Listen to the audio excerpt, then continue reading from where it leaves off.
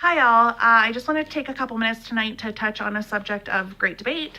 It's something that, we've all seen on the interwebs. We've heard about. I'm sure we've argued about. I've argued about it, debated it. But it's this whole idea of temper tantrum versus meltdown. It is becoming fairly common for people to respond to. I'm sorry, I have something in my eye. Pardon me. It's becoming fairly common for people to respond to any negative behaviors and or extreme outburst of emotion as a meltdown. That's not always entirely accurate. And a temper tantrum and a meltdown are not the same thing. You can argue with me all you want, but by definition and clinically, a temper tantrum and a meltdown are two completely different things. And, it can be hard to distinguish the two.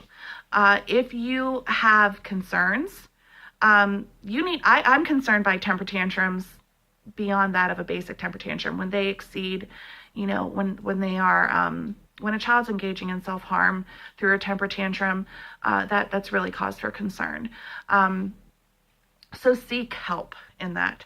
But anyhow, a temper tantrum is an outburst that happens when a child is trying to get something they want. Everyone is familiar with the stereotypical idea of a temper tantrum of a child, kicking and screaming in the store because they didn't get the toy that they wanted. But that's not always the case. A temper tantrum can also be triggered by a child who doesn't feel that, they're getting enough attention or the right kind of attention. Children with ADHD are especially prone to temper tantrums because because of their impulsivity, they lack the ability to, register their emotion and to curb that impulse to explosively react when they don't get their way. And it's not something that always happens immediate. That's the other thing we need to remember with children. Just because this is something that happened, 2 days ago, it doesn't mean they're not still mad about it 3 days later. They may just be processing it 3 days later. And that's when you're going to see the outburst. That's when you're going to see the temper tantrum. The best rule of thumb with a temper tantrum is if your child is interacting with you. If your child is, in a temper tantrum, a child will do things to elicit a response from you.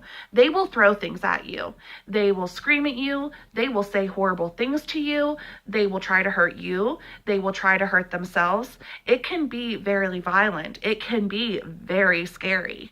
But you can stop a temper tantrum. You can stop a temper tantrum by either A, giving a child what they want, which I don't recommend, or you can, through therapy, learn ways to teach them that they get a greater reward by doing a positive behavior. A simple way of doing that is with positive praise.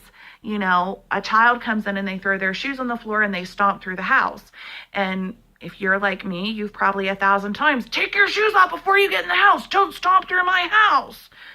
That's a fairly typical response. Children become mute, dumb to that eventually. They don't hear it. They don't see it. It's just not there anymore. Instead, what you can try doing is you ignore that negative behavior and you can, oh my gosh, honey, I love it when you come in and you sit down like that. When you sit down quietly like that, you make me so happy. Oh my gosh, you are making such great choices. Like, why don't we do something special tonight? Why don't we go and get ice cream because you've been making such great choices? That's ways to teach your child that they get greater rewards for the positive behaviors instead of the negative. When children learn that they get your attention more for positive behaviors, that's when you start to see them. That's something I learned through PCIT. That's something you learn when you stop yelling, which I still struggle with that. But anyhow, back to temper tantrum versus meltdown. Your child throwing a temper tantrum does not mean that you're a bad parent. It doesn't mean you need to beat your child. You can't correct behaviors by beating your child. Yes, there are some children that need that swat on the bum to realize that they're not the boss, but that's not always the case. And if you don't discipline out of a place of love, all your child is going to learn is more, anger and resentment. But to get back on track, so we talked about a temper tantrum. A meltdown, on the other hand, a meltdown is a complete sensory overload. A meltdown is when there's too much sensory information to be processed. You want to think of your brain as like a big pitcher, and it's full of water.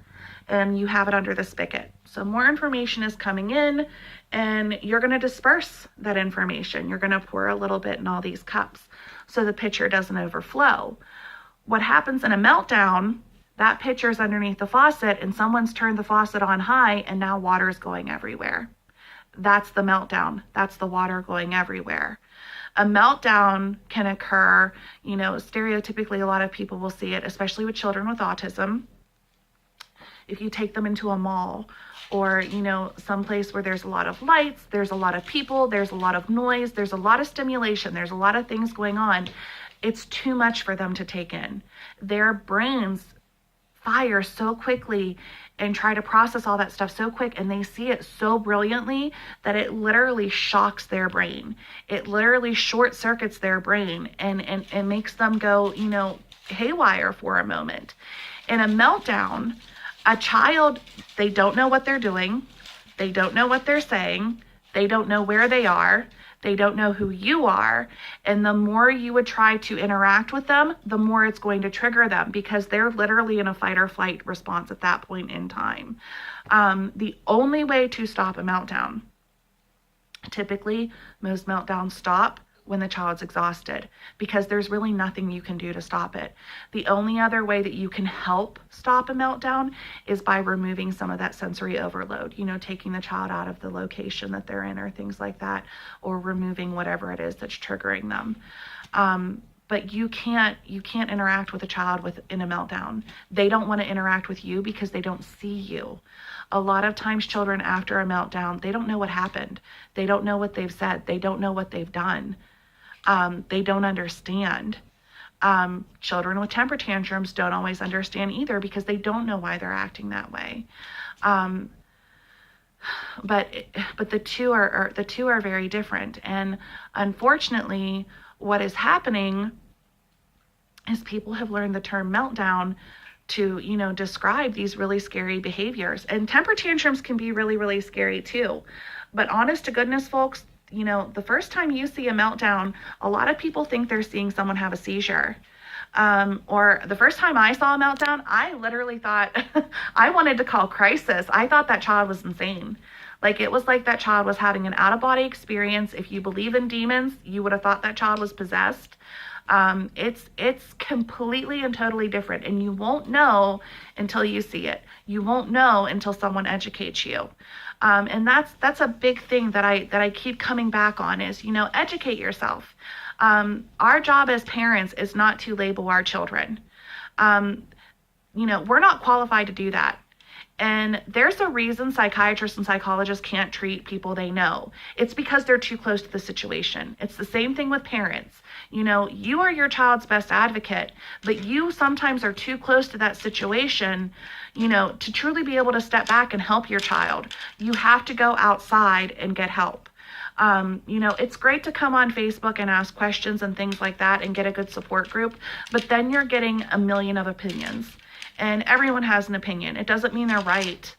The best thing for you to do is, if you see a problem or you fear that there's an issue, is to seek the opinion of a therapist or a behavioral specialist. And if you have a doctor, like if you think your child has ADHD, or if you want your child to have it, not if you want your child to have ADHD, but if you have convinced yourself that your child probably has ADHD, you're going to see ADHD. If you think that your child probably has autism, you're going to see autism. If you think your child has ODD, you're going to see ODD. And 90% of the time when you go into a doctor's office, unless that doctor has taken the time to actually sit down and interact with your child and has seen them over a period of time, they cannot diagnose them in an hour. They are going off of what you've said, and that's unfair. That's unfair to your child. I cannot stress enough how detrimental it is to children for them to be either labeled unnecessarily or misdiagnosed. That's not helping a child. A disability it doesn't define your child. And by trying to use that as an excuse or, anything else, that's all you're doing. You're not helping your child, you're enabling them. All of these children who are exhibiting negative behaviors, it doesn't mean you're a bad parent. It means that you need to help your child process in a different way. But when you continue to mislabel them and when you continue to make excuses for them, you are enabling that bad behavior. You're not educating yourself and you're not helping them. That hurts not only your child, but it hurts the other children who literally cannot control what they are going through. That is why there is such a stigma on mental illness. Sorry, I get really passionate about this. I have seen so many children that are just hurt by ignorance, and it can all be stopped. Get out there, talk to people, ask questions. You can never go wrong with therapy. You can never go wrong with talking to a psychiatrist or a behavioral specialist.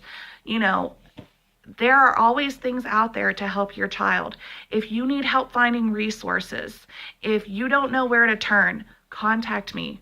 I will do my best to help you.